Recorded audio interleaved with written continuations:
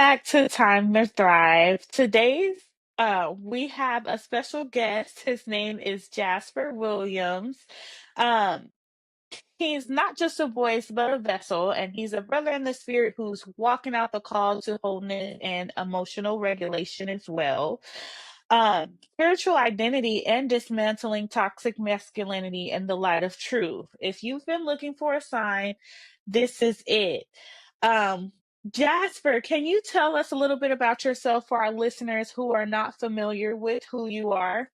Sure. First of all, let me just say thank you very much for the invitation to share with your audience. You could not have picked a better topic. I believe that I'm suited for a lot of interest that I enjoy. But when it comes down to mental health, and particularly for Black men, ages 25 to 35, you've just tapped a passion. So much so until even my educational pursuit has me enrolled in my doctorate of ministry and in mental health care. So, and Black men. So I thank you very much for the invitation and for the introduction to your audience.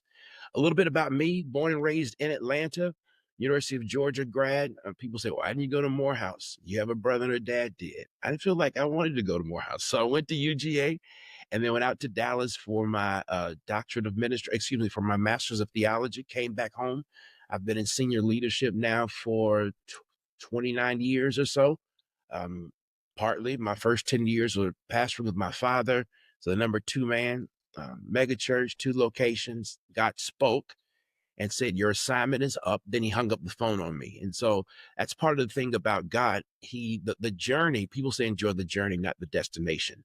The journey with God is what brings the joy. Comes with frustration, kind of like Frankie Beverly Mays. There's some joy and pain, some sunshine and rain, but you don't forget the journey when you are doing it with God. Abraham was called God's friend.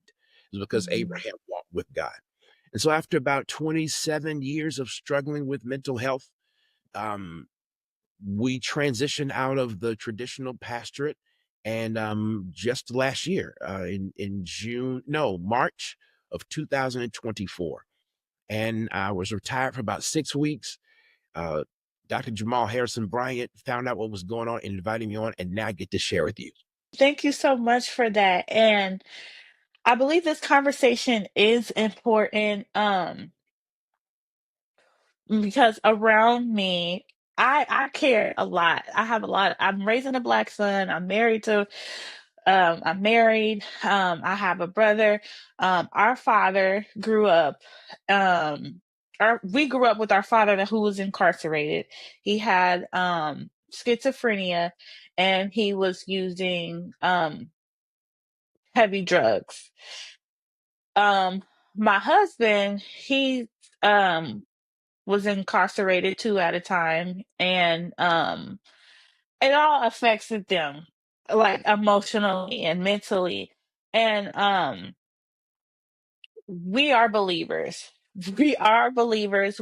We've grown up in the church, but I've always felt like there's just been something missing.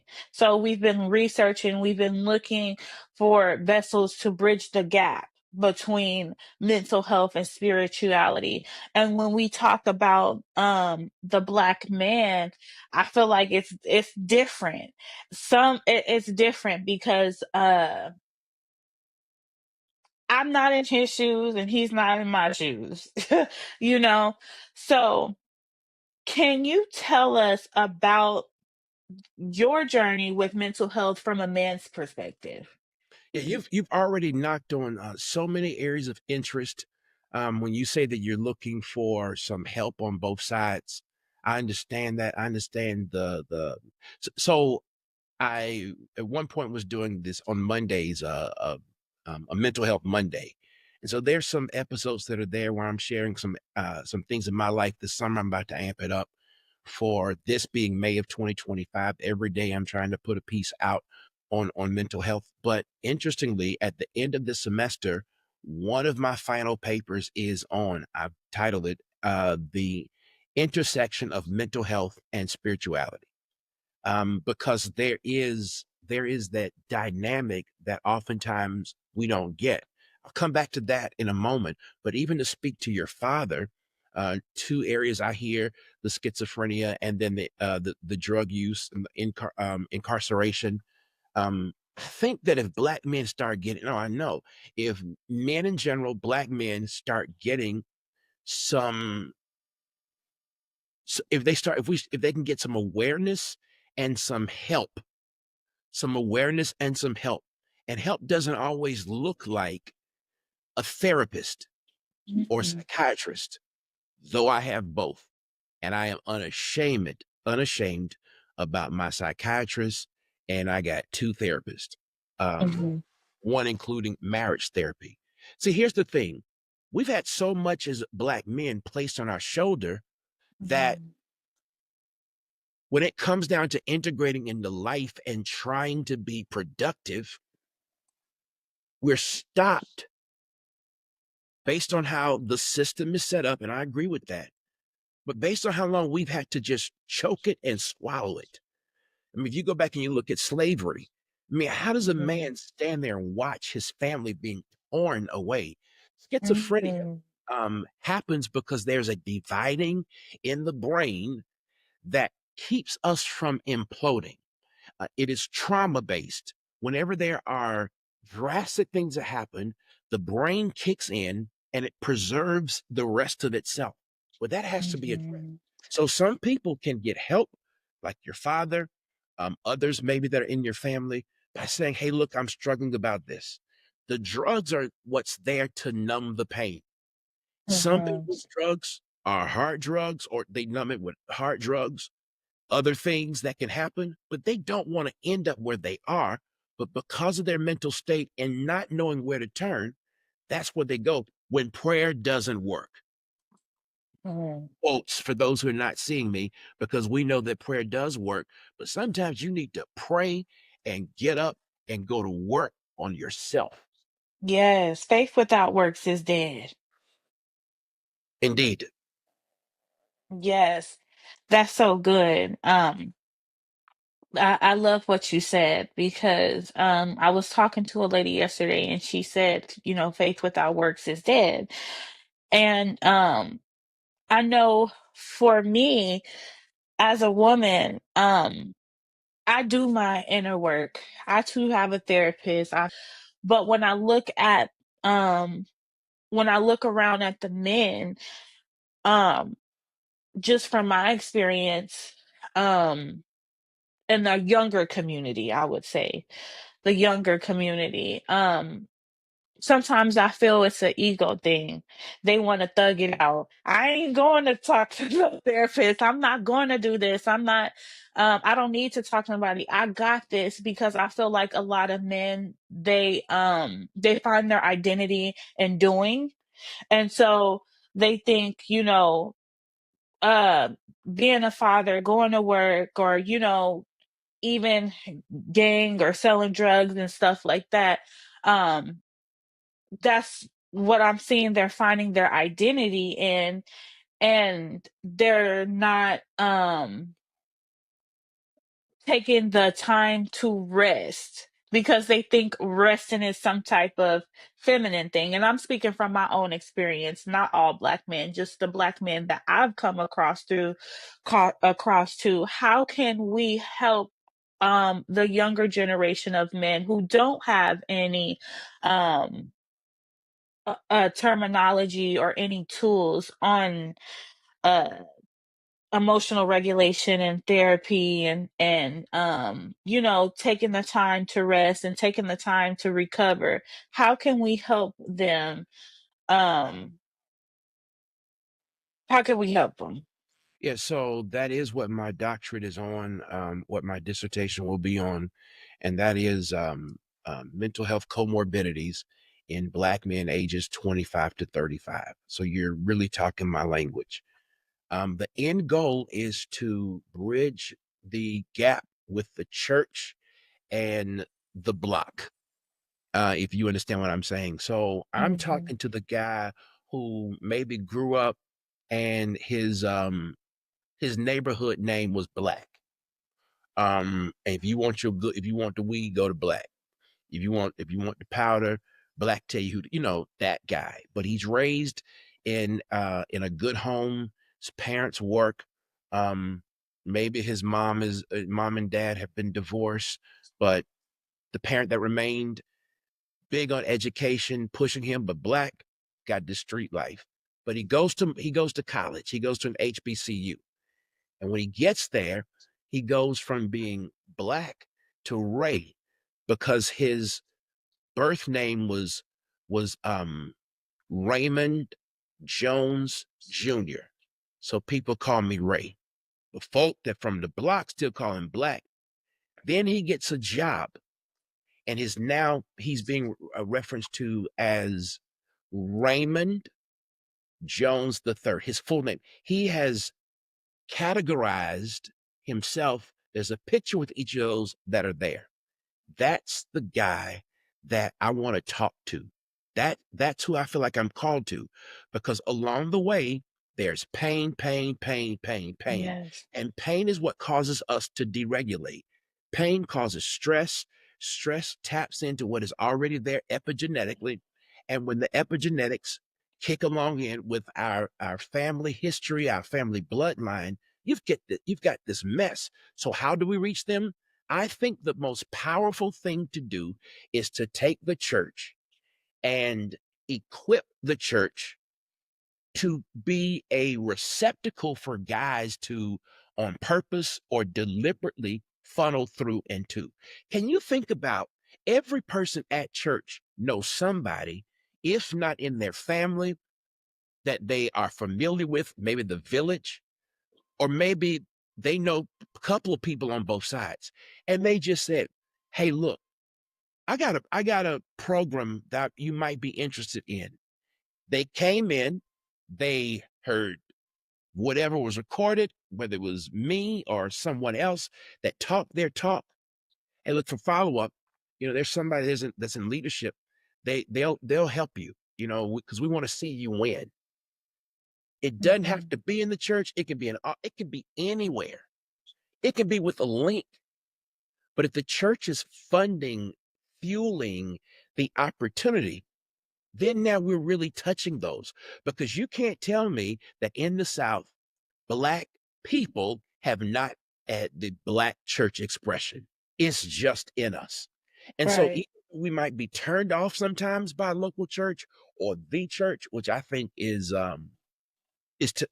for another conversation. The church can still help, and let's not take out the power of God. God loves our Yes. God loves these men, your husband, your father, other members in your family, men and women. But you asked me for a male perspective. God loves us, and it won't be until we actually can say what us is dealing with that we can help us. So Yes. if you go to my website, part of my bio says it has been, and I'm doing my video bio as well. It'll be up soon. It says that I talk about my diagnosis because what I did tell you is that I've had to have 3 sabbaticals, coming out of the pulpit once for 13 weeks. The second time, yeah, I came out for 12 weeks. And then the third time was in 2020. The second time was in 2015. Again, January of 2020, I ended up doing an inpatient treatment in Seattle, Washington, where the final piece was placed. It was bipolar, it was anxiety, it was IED, intermittent explosive disorder. And then also there was bipolar 2. The difference in Mhm. bipolar 1 and bipolar 2, you can see the bipolar 1. That's a Kanye. You see him going from either end to the other. Bipolar 2, the swings have just as much impact, but it's not as easily noticed. So that's how I feel that we can help. I feel like that's where the church can come in. And you start talking about thriving. That's my thing. I call myself a thrive coach. And people that have mentors, people that have someone that they're dealing with that looks like them, they're way more likely to be helped by them. I help people where they are. I mentor people, men. We do women as well. My wife and I both. This girl's had to live with me for 27 years, not knowing what's going on. I'm pointing like she's sitting over there. She's not. She's not even at home now. But she has a perspective that women who are in this thing, married to black men, daughters or sons of a black, that she has had to deal with. I mean, we have two beautiful kids. Our daughter's 25, our son is 21. We raised them with dad having a problem. And so I feel like there is hope, but we got to start trying to get to the place and the path for where the hope is on. Yes, I love that. And I truly do agree with what you said. Representation matters. It really does. I know when as individuals, when we finally do seek therapy, that therapist or that mentor or that life coach can be the one to either welcome you in or turn you away based off of representation and how you encounter with that person. A lot of men don't that I've come across have said they don't want to go to therapy, or don't want to try therapy, or try to get help because they feel like it's worthless. They don't feel like they can relate. They don't see um they don't see them needing help and how much it affects a person. But I like what you just said about the sabbatical and how you had to, go get treatment and things like that. What I want is, I don't want to, and this is not for every case, because every I don't want to categorize every diagnosis or every nervous breakdown or every panic attack as the same, but I would like for men to not wait until the bottle explodes. I don't want you to wait until you can't take anymore to go then seek help. I would like for um the men that I've come across to try to get some tools, like you said, and find help and connect with mentors and things before the symptoms start to add up, and then years go on and years go on, and you have all this pent in built in trauma. um so the next question that I have for you is, what emotions were you taught were unsafe to feel or express as a man, and how have you begun to reclaim them through healing? Um, sure. And if you permit me, if your show platform allows for it, I got a question for you about women and how they see men, black men, Mhm. regarding mental health. But to answer your question, well, ask it again. I didn't want to forget. Yes, sure. What emotions were you taught were unsafe to feel or express as a man, and how have you begun to reclaim them through healing? Sure, great question. I think, I'm born in 72. I think that all men, most men, I hate to be, so overarchingly sweeping, were raised with men don't cry. Mhm. So watch this now. The manhood is defined by the emotion. There's a severing because as a boy, 8, 9, 5, whatever the age is, when a man who is an authority figure says to his son, men don't cry, and only a man can say that with that vibrato, with that something in there. Men don't cry. Men don't cry. So now, as a boy, I'm seeing dad, this authority figure. It could be dad, it can be an uncle, it could be a granddaddy, but that authority figure telling me that what I am feeling is attached to my manhood, telling me I must not be on the way to being like you. I think that's where it starts. When things like that happen, that sever our being, that makes us challenge or look at or opinionate how God feels about us, when God is the one that made us with the emotional component package. So you're telling me, by you telling me don't cry, what you're doing is telling me, don't honor the part of God that he created me to have. Wow. That's good.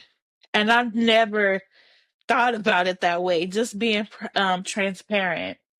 Can you repeat that? You said don't, Repeat what part? the last part that you said. Okay, if I can, let me go back and see. So for a man, a young man, to be told men don't cry is to separate a piece of their manhood from their emotion. And it is Mhm. at that emotional place that God created and put in men. So to say, don't cry is for you to ignore a part or piece of how God has made you. That's Usually the, good. I feel like somebody need to write that down. usually the revelation comes out best the first time than it does on the second time. So just hit rewind, hit that skip back 10 seconds. Right. That's good. And I think the question that you asked me is the way we view men's mental health from my perspective. Yes. So I am a I am a uh, mental health advocate. I'm in school to be a therapist.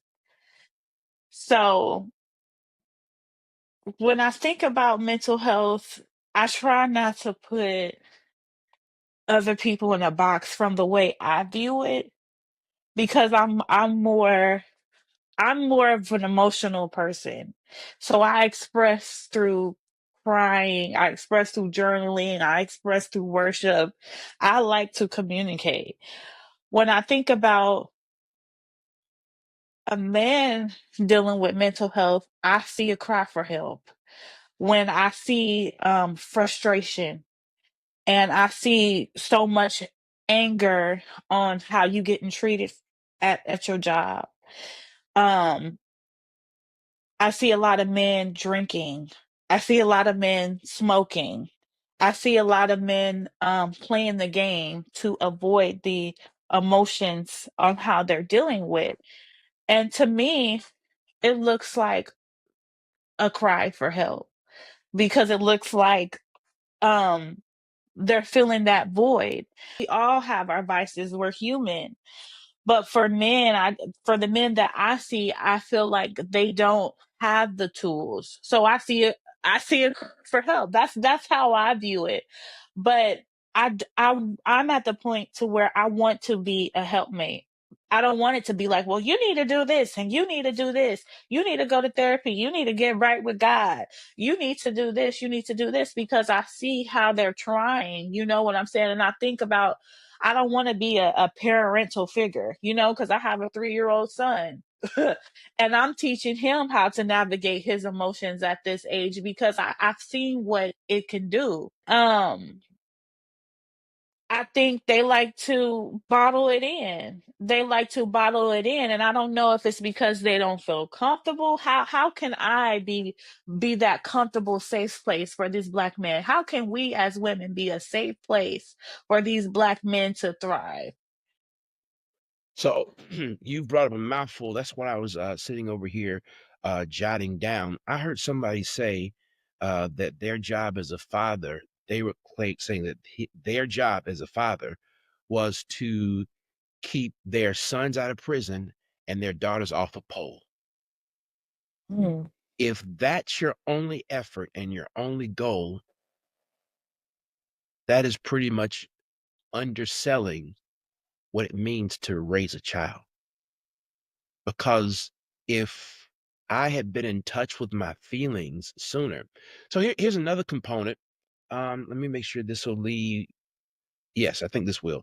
Here's another component. My parents divorced when I was 13, I believe. And my father would still come and visit us. And I remember one time dad said, when I'm not here, you the man of the house. Well, my father was a priest an awful lot. Some years he'd be gone 46, 47 weeks out of the year. Um, so for the 2, 3 hours that I saw him, he was the man of the house. The rest of the mhm. 165 hours, 166 hours of the week, there's 168 hours in a week. I was the father. How does a 12, 13-year-old boy have the emotional component to be the man of the house. He doesn't. There's 7 Mhm. stages in emotional growth, and you need each stage to be completed in order for the next stage or the coming stages to be successful. So you got stage 1, stage 2, stage 4, stage 5, stage 6. I left out 3 because it is at that stage that all of the emotional components of prior years in preparation for future years begin to come together and concretize. So, what it looked like for me, I did become the man of the house. I was my brother's tutor. I was his play football with him. I he taught him about the birds and the bees. I taught him about how to drive a car. I made sure he had taken his bath. I mean, I was doing what a father did. It wasn't until later that I realized I was being the man of the house when dad wasn't home. I make sure mama was all right. If there was anything that went bump in the middle of the night, I go get it. I mean, I could be the one walking down the hall with the shotgun because dad said, you're the man of the house. What it did was it matured me in what was attractive or eye catching for my wife. When we met, I think I was 22. Yep, I was Okay. 22, 22, 23, excuse me, when we met. And I said, she goes, you're not like typical guys. I said, what do you mean? She says, you have business about yourself. You know what you want to do. You have a good work ethic. You're not typical. I, I, I don't know. What I didn't realize though is that that separation, that emotional component that was not formulated, got covered up and smushed and compromised. That looked like stability on the outside, but it wasn't on the inside. I had learned to stuff my feelings. We're going to come back around to the Mhm. loop. We'll finish this to your question. So, growing up, whenever, growing through marriage, we got past the first year. It was a honeymoon year, third year for sure. My wife is like, that's not what I'm saying. So, what you said? You said A plus B. I'm telling you the answer is 3. Yeah. Being Jasper, that stayed there for a while and would show itself in stressful moments. Then we got therapists, a different set of therapists, 7, 8, 9 years into our marriage. And my therapist showed me that my head had been severed from my heart. Mhm. Draw a string from your head to your heart. I think it was 18 inches. It had been clipped. So I was thinking, and you probably know this, why does my husband, whatever your husband's name, why does he always have solutions? Why is he always, if I give him a problem, he gonna give him a solution? Men are like that. You give us a problem, we're gonna give you a solution. And you all want us to sit in our feminine energy and share and explain. And that's not wrong. But when our hearts can't feel your heart, then to you all, we become fill in the blank. Whatever word it looks like, we can become jerks, we can become whatever it is. But men need some help because who knows how much that man has had to sever his heart in places because he was told men don't cry. I had shut my Mhm. heart down. I had learned to become cerebral. And I was good Mhm. at solving problems, but I wasn't good embracing my wife, being empathetic towards her, trying to understand. And that only came by a mentor, AKA a therapist. But even more importantly, me willing to do the work. Amen. Praise God. Well, I let me love that. let me give you this tip, maybe to punctuate this. I saw this in my son. Um, but when I get home, I just, hey, look, just let me go chill out for a minute. You know, I'm just gonna be by myself. My wife is real chill. She's real cool. I sit on the couch and whatever, or I'll go upstairs in the studio or whatever I'm gonna do, sit outside on the deck. Give me about 20 minutes, 15, 20 minutes. You can have me. All yours. What you want to do? What you want to talk about? My son hurt my wife's feelings. So he came home one day. It was last summer. He was, was out of, he's on home on college break. Came home, my wife, "What? Good to see you." He has a car, so she didn't have to get him. "How was your day?" "It was fine." "Fine? Well, what made it fine? Why wasn't it great?" Um, it was just all right. It was good. And my son is very gregarious. He's very loving. He loves his mother. He loves people. Good man. So he takes off the next day and just runs upstairs. "Hey, Quad, how are you?" Pup, pup, pup, pup. He runs upstairs. I said, "Baby, he's just being a man." I said, "Leave him alone." See, he's got to get some time to himself. He just needs to refresh. It's not because he don't love you. It's not because he doesn't like you. Just he's being a man. Leave him alone. That's good. That can help resolve a lot of the tension between a husband and wife, a man and a woman, by just giving the brother some time. Me, 20 minutes, I'm good. Quad, 35, 40 minutes, he's good. Sometimes your man might need an hour and a half. It shouldn't be every Mm, night, but once a week, I go and kick it with some boys. Me and my fellows, we're gonna go out and hang out.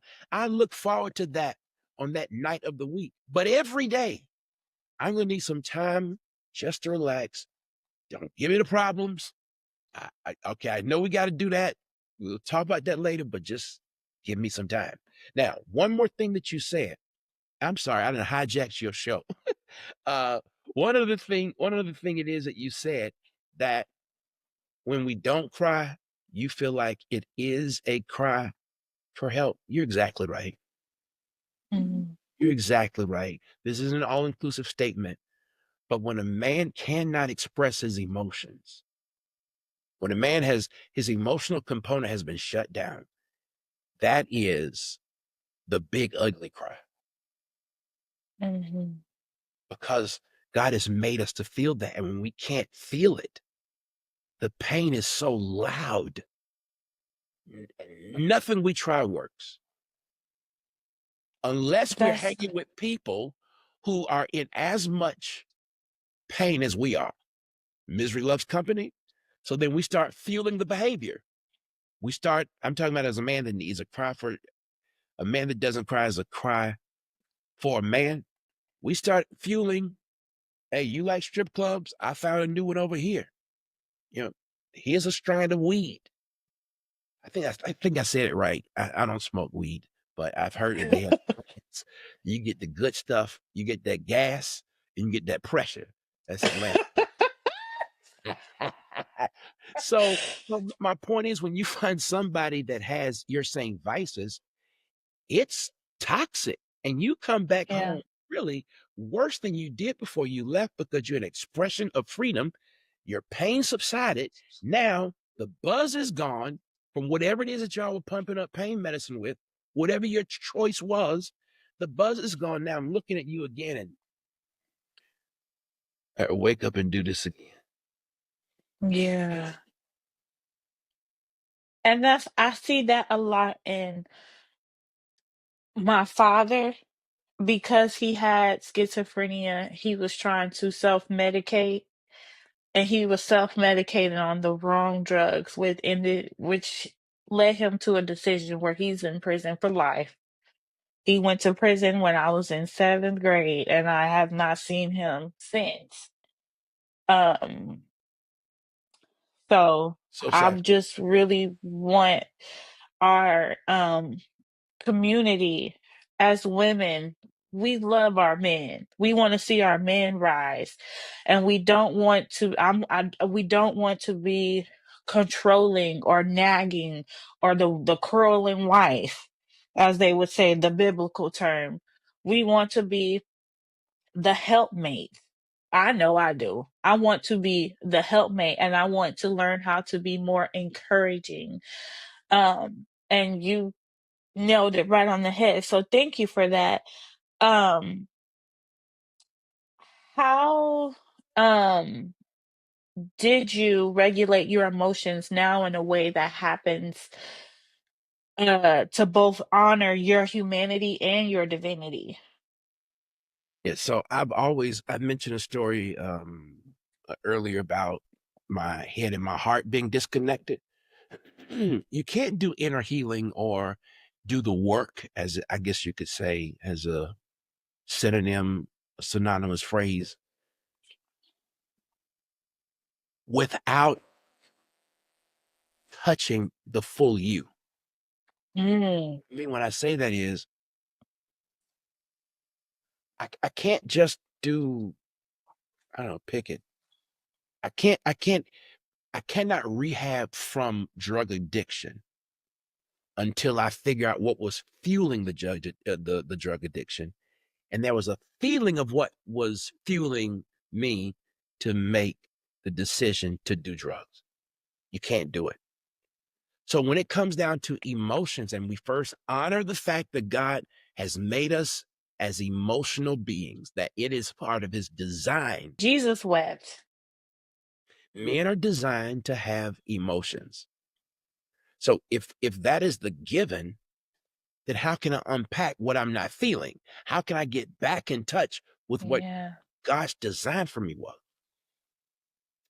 Whenever I'm coaching somebody, emotions typically are one of the things that pop up the most, but it's called an emotional wheel. And Hmm. it depends, 5 to 6 major emotions, but that's at the core. I wish I knew we were going to talk about this. I would have made it available. That's at the core. In the center are the major emotions. Around Hmm. it are primary emotion. Well, primary, secondary, tertiary. Sometimes we can't say, you know what, I'm angry. That is a core emotion. Hmm. That is a primary emotion. Sometimes I can't say that, but as I look around the outside of these, where there might be 50 of them, I am, man, I'm disappointed. Yeah. I'm disappointed that she didn't even see what I was trying to do. You start following the disappointment to the secondary emotions, it leads, Let me see where that disappointment will is. leads to anger. So, Mm. tool for men and women to have, but we're talking about men. What a tool for a man to have to be able to say, all right, how do I figure out what the issue is? Start looking around on the outside and start tracing it back, and you will be surprised. Hmm. Here's a real life moment. And I'm so glad I've been equipped with understanding this. My mom is suffering from dementia Mm. and starting to get worse. Um, and there was a time, probably about a year and a half or so ago, I'd give her a task to do. She was doing it at first, 2 or 3 things, Mama, you do such, because I'm helping her to get this done. And then she started forgetting. Mama, write it down. Write it down. Okay, I got it written down. She was successful for a while. Then she started forgetting. Mama, Mama, I'm trying to help you such and such. And I got so angry at her. Mm. Sorry, son. I'm sorry. It's my mama. I've always had a great relationship with my mother. And one day it hit me. Why am I always getting mad at mama now? It's not her. And it hit me. I was angry that I couldn't Yeah. do anything more to help her. That's good. I wasn't angry at my mother. I was angry that my limits, my capacity wouldn't let me help her more.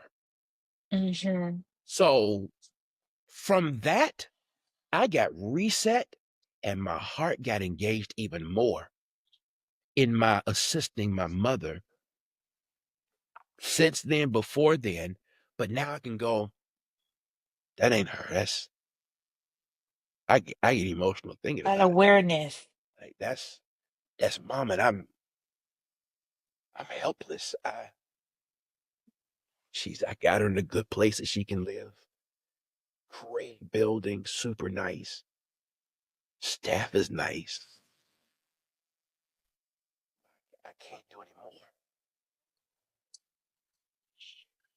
So now watch the fact that I know that Mhm. on my emotional wheel, now I can process it as being sad.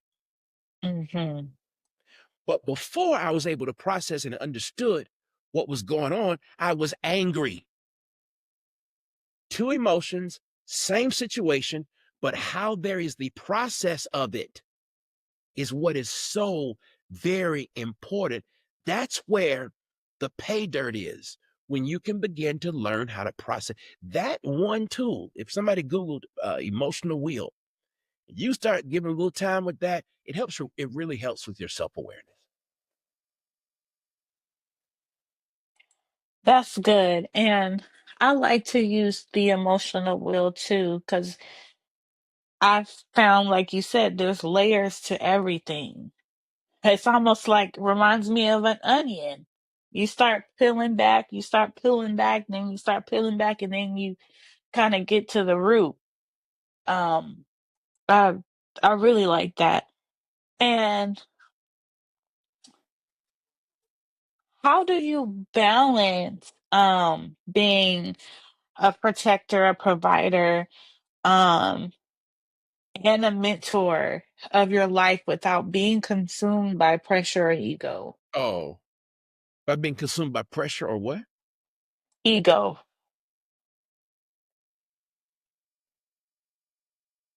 All right. So are you using the word ego in the typical sense of me feeling superior than you? No. Um, so I've so for example, I say ego because I know like a lot of men won't admit they need help because of their ego. Okay. I think we're saying the same thing because that means that I'm superior because I don't need help more than you when we both are hurting. Like your pain is worse than mine. I can take mine. It's this crazy competition that's there. How do I keep balance with my ego? I learned that ego just doesn't work. Arrogance, you know, people lie and call it confidence. All this stuff, it really just doesn't, it doesn't help anything. It, Mm, it keeps you, gives you a false reality of safety, but it takes some being popped on your butt to realize this is not helping. So I've tried to walk in a place of humility, understanding, empathy, so that I am able to be taught. Now, I ain't gonna just let everybody speaking in my life, but from places that are solid, a bit, okay, I want to learn. It can be somebody younger than me, somebody older than yeah. me. Their age doesn't qualify them, it's what they're saying. All right. So there is the ego side, the stress side. Well, the ego and the stress side is my head is going faster than my mouth. So to balance myself and to try to stabilize that part helps me compete or rather temp down the ego side. The stress side is a whole different story.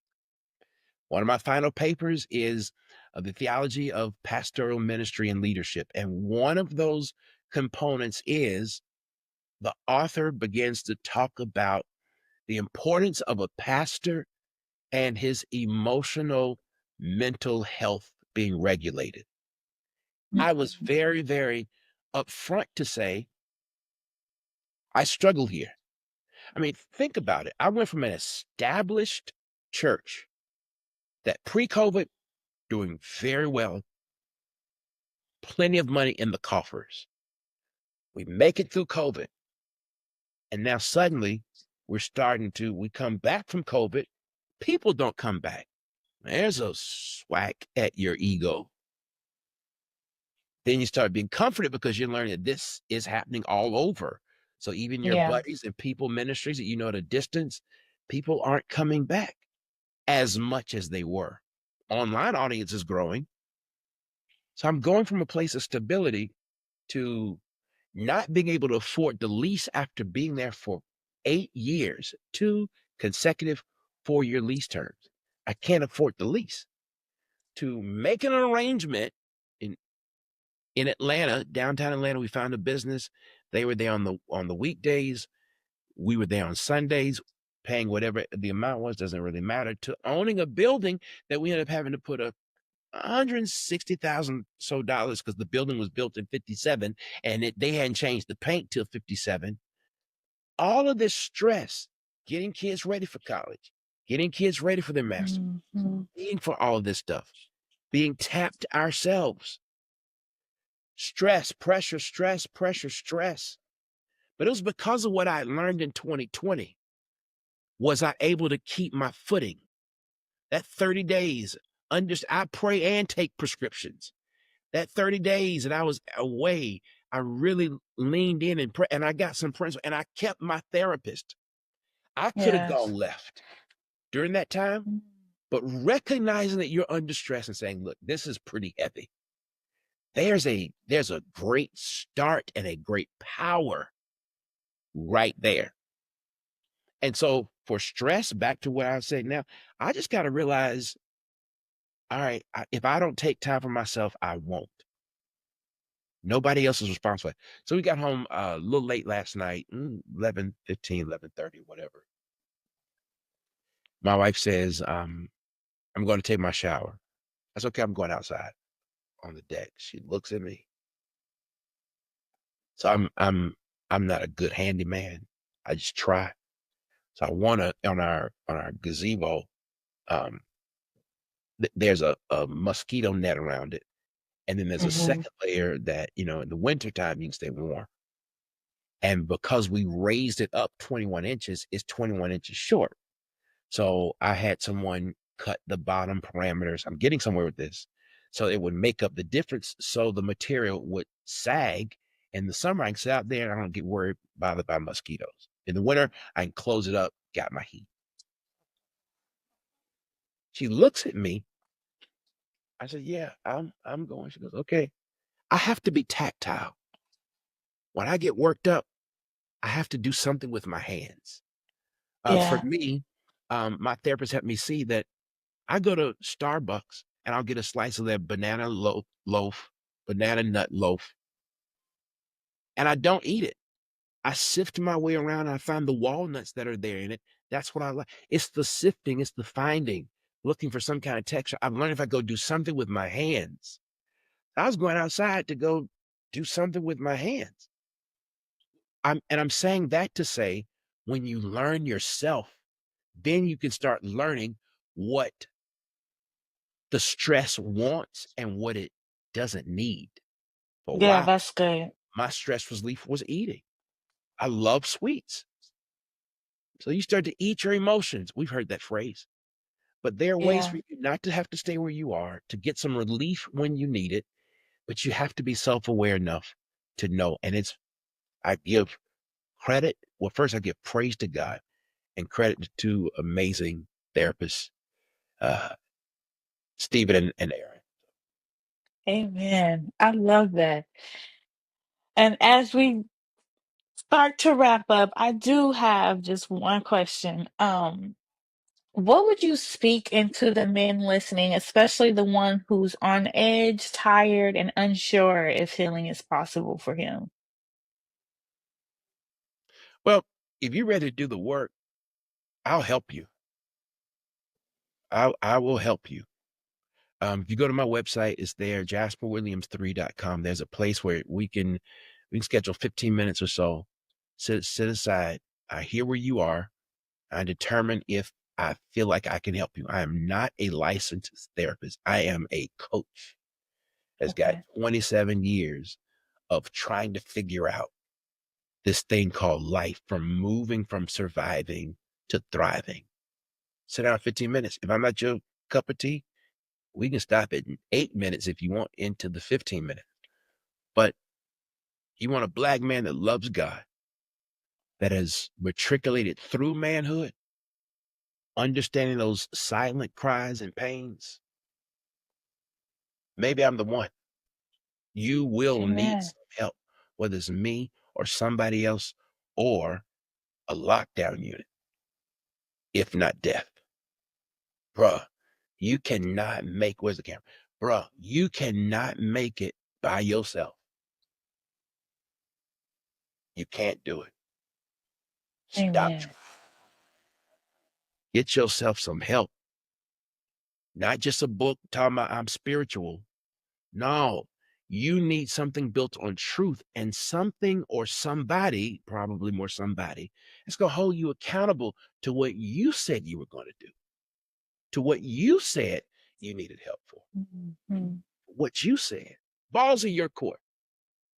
I believe, as I've talked to men, also prick some ladies as well. You too might need a coach, a mentor. If that's the case, man, my wife is a bad mamma jamma. She has survived this thing and she pulls from her deep storage of how to make it.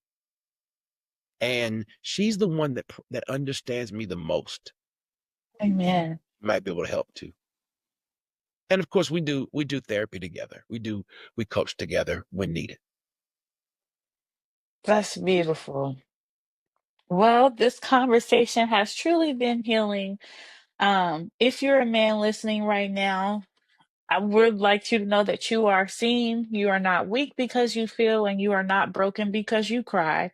God has designed all of us with a soul, not just strength. And in this season, He's calling you back to your original blueprint. A man who knows how to lead, but also how to love, starting with himself. If anything today resonated with you today, I ask that you breathe, pray. Please reach out to Jasper. And remember, healing is not a detour from your purpose, it's a doorway into it. This is the time to thrive, where we believe that vulnerability is power and healing is holy, and masculinity can be rooted in mercy. Until next time, keep showing up, keep growing, and keep thriving.